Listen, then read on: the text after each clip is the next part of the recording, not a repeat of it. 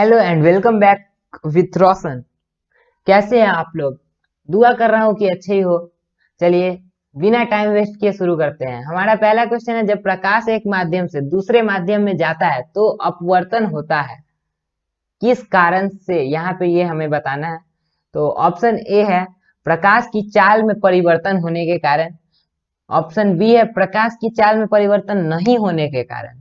Option C है प्रकाश के रंग में परिवर्तन होने के कारण। और ऑप्शन डी है इनमें से कोई नहीं। तो इसका सही आंसर है ऑप्शन ए, जो है प्रकाश की चाल में परिवर्तन होने के कारण। ऑप्शन ए इसका सही आंसर है। चलते हैं हमारे क्वेश्चन नंबर 2 पे। क्वेश्चन नंबर 2 कह रहा है, गोलीय दर्पण जिस गोले का भाग होता है उसकी त्रिज्या को क्या कहते हैं?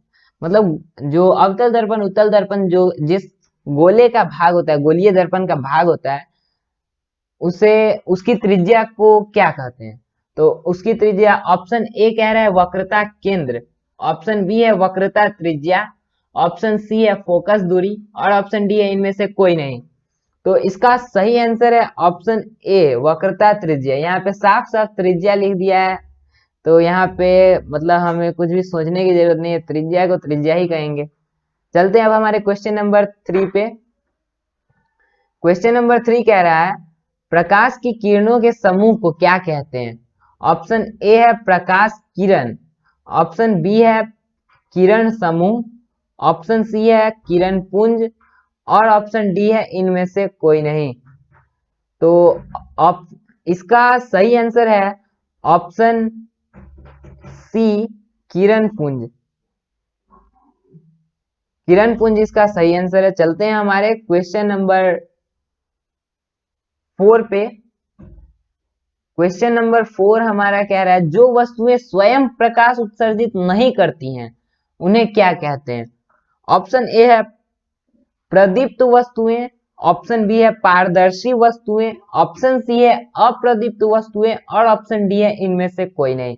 तो इसका सही आंसर है, यहाँ पे पूछा गया जो स्वयं प्रकाश उत्सर्जित करती है, यानी कि अपने से प्रकाश फैलाती है। तो ऑप्शन ए इसका बिल्कुल सही आंसर है प्रदीप्त वस्तुएं। जिनका अपना खुद का प्रकाश होता है उन्हें प्रदीप्त वस्तुएं कहते हैं, जैसे भी हमारा सूरज हो गया, सीधी सी बात। चलते हैं हमारे क्वेश्चन नंबर 5 पे।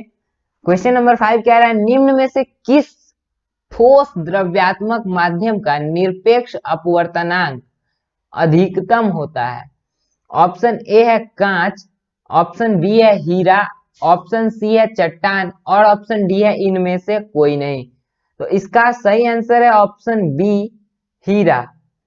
चलते हैं हमारे क्वेश्चन नंबर 6 पे। क्वेश्चन नंबर 6 कह रहा है, लेंस जितना ही मोटा होगा उसकी फोकस दूरी ऑप्शन दूरी कितनी होगी? मतलब अधिक होगी कम होगी? ऑप्शन ए है उतनी ही अधिक होगी। ऑप्शन बी है फोकस दूरी पर कोई प्रभाव नहीं पड़ेगा। ऑप्शन सी है उतनी ही कम होगी। और ऑप्शन डी है इनमें से कोई नहीं। तो इसका सही आंसर है ऑप्शन सी उतनी ही कम होगी। अब चलते हैं हमारे क्वेश्चन नंबर 7 पे। क्वेश्चन नंबर 7 कह रहा है, आपतित किरण और निर्गत किरण के बीच की लंबवत दूरी को क्या कहते हैं? ऑप्शन ए है पार्श्व परिवर्तन। ऑप्शन बी है पार्श्विक विस्थापन। ऑप्शन सी है आपेक्षिक अपवर्तनांक। और ऑप्शन डी है इनमें से कोई नहीं। तो यहाँ पे पूछा गया है आपतित किरण, जैसे कि कोई समतल है, यहाँ पे आपतित किरण है, कोई किरण आ रहा है, ये अभिलंब है हमारा।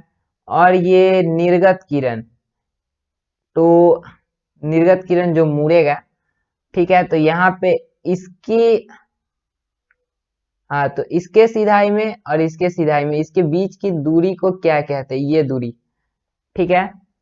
तो इसकी दूरी को कहेंगे ऑप्शन बी पार्श्विक विस्थापन। पार्श्विक विस्थापन इसका सही आंसर है। अब चलते हैं हमारे क्वेश्चन नंबर 8 पे। क्वेश्चन नंबर 8 कह रहा है, प्रतिबिंब कितने प्रकार के होते हैं? तो भैया हमने तो सिर्फ दो ही सुने हैं, एक आभासी और एक काल्पनिक, जिसे हम वास्तविक और काल्पनिक कहते हैं। तो इसका सही आंसर है ऑप्शन बी 2। चलते हैं अब हमारे क्वेश्चन नंबर 9 पे। क्वेश्चन नंबर 9 कह रहा है निम्न में से किस दर्पण में केवल आभासी प्रतिबिंब बनता है। तो किस दर्पण में सिर्फ और सिर्फ आभासी प्रतिबिंब बनता है। ऑप्शन ए है अवतल दर्पण, ऑप्शन बी है उत्तल दर्पण, ऑप्शन सी है समतल दर्पण और ऑप्शन डी है इनमें से कोई नहीं। तो इसका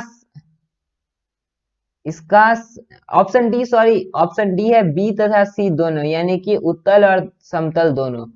ठीक है, तो इसका सही आंसर है ऑप्शन डी, बी तथा सी दोनों, क्योंकि उत्तल दर्पण और समतल दर्पण दोनों में ही सिर्फ आभासी प्रतिबिंब बनता है। अब चलते हैं हमारे क्वेश्चन नंबर 10 पे। क्वेश्चन नंबर 10 कह रहा है दर्पण के मध्य बिंदु को क्या कहते हैं।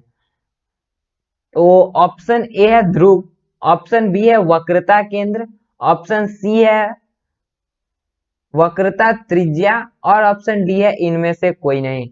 तो यहाँ पे दर्पण का जो मध्य बिंदु ये है उसे हम क्या कहेंगे। तो इसका सही आंसर है ऑप्शन ए ध्रुव। ठीक है, अब चलते हैं हमारे क्वेश्चन नंबर 11 पे। क्वेश्चन नंबर 11 कह रहा है अवतल दर्पण में वस्तु कहां पर रखी जाए कि हमें उसका आभासी और वस्तु से बड़ा प्रतिबिंब दिखाई देगा। तो ऑप्शन ए है फोकस पर, ऑप्शन बी है ध्रुव तथा फोकस के बीच, ऑप्शन सी है अनंत पर और ऑप्शन डी है इनमें से कोई नहीं। तो इसका सही आंसर है ऑप्शन बी ध्रुव तथा फोकस के बीच। यहाँ पे इस डायग्राम में देख लीजिए, जैसे यहाँ पे अवतल दर्पण है, यहाँ पे हमने एक मतलब ये काल्पनिक रेखा जो कहते हैं इधर प्रधान अक्ष वो है, यहाँ पे फोकस, यहाँ पे फिर ये वक्रता केंद्र, ये फोकस और ध्रुव के बीच में हमने यहाँ पे वस्तु रखी। तो यहाँ से किरण ऐसे जाएगी, फिर ये ऐसे कटेगी। ठीक है, फिर उसके बाद यहाँ से एक मतलब डायरेक्ट फोकस से होते हुए जाएगी, तो इसके मतलब इसके समांतर निकल जाएगी। तो ये उसके पार में कहीं भी नहीं मिल रहा है इसके कारण। ठीक है, एक मिनट, शायद डायग्राम में कुछ गलती हो गया है, एक बार फिर से देखते हैं। ये यहाँ पे अवतल दर्पण, यहाँ पे हमने वस्तु रखी, यहाँ पे फोकस, यहाँ पे वक्रता केंद्र।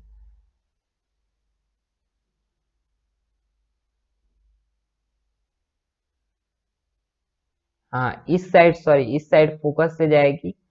ठीक है, और यहाँ पे इसके सिधाई में वहां जाएगी, फिर उसके बाद जो वक्रता केंद्र से होती हुई जाती है उसी पर मतलब सीधी ही निकल जाती है। तो यहाँ पे हमारा प्रतिबिंब बनेगा। हाँ ये डायग्राम बिल्कुल सही है।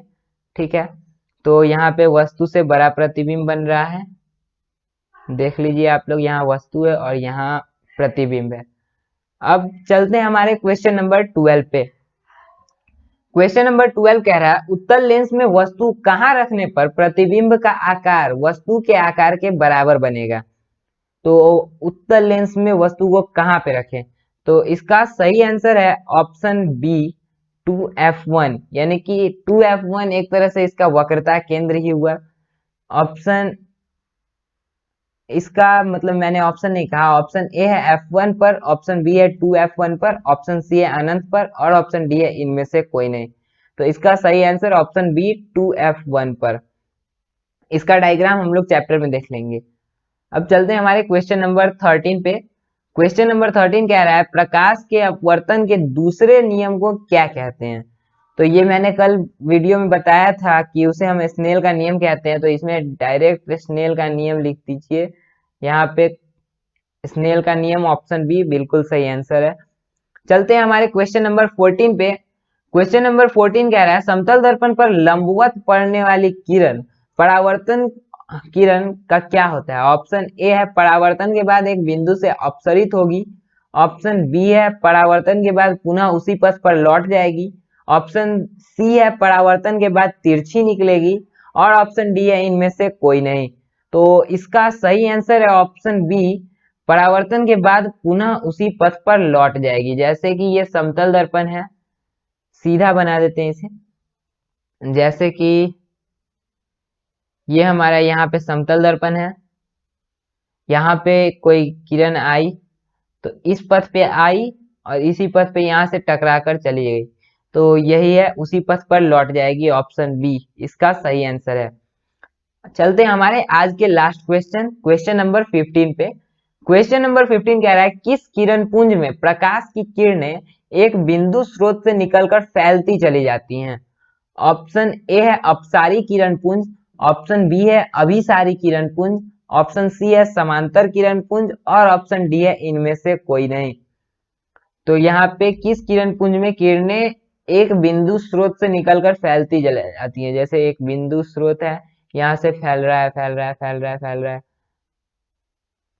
तो इसे हम कौन सा किरण पुंज कहेंगे? तो इसे हम अपसारी किरण पुंज कहेंगे, ऑप्शन ए। और जब एक बिंदु पे आकर मिलेगी सब किरण तो उसे अभिसारी किरण पुंज कहेंगे, क्योंकि एक बिंदु पर अभिसरित हो रहा है। ठीक है, मतलब मिल रहा है एक बिंदु पे। अब आज के लिए इतना ही, धन्यवाद। दोबारा मिलते हैं कल टॉप 15 क्वेश्चन के साथ। कल मैं चैप्टर 3 मानव नेत्र का लेकर आऊंगा। आज के लिए इतना ही, धन्यवाद दोस्तों। अगर आप हमारे चैनल पे नए हो तो चैनल को सब्सक्राइब कर लेना, ताकि ऐसे ही टॉप 15 क्वेश्चन एग्जाम से पहले तक आपको मिलते रहें। धन्यवाद।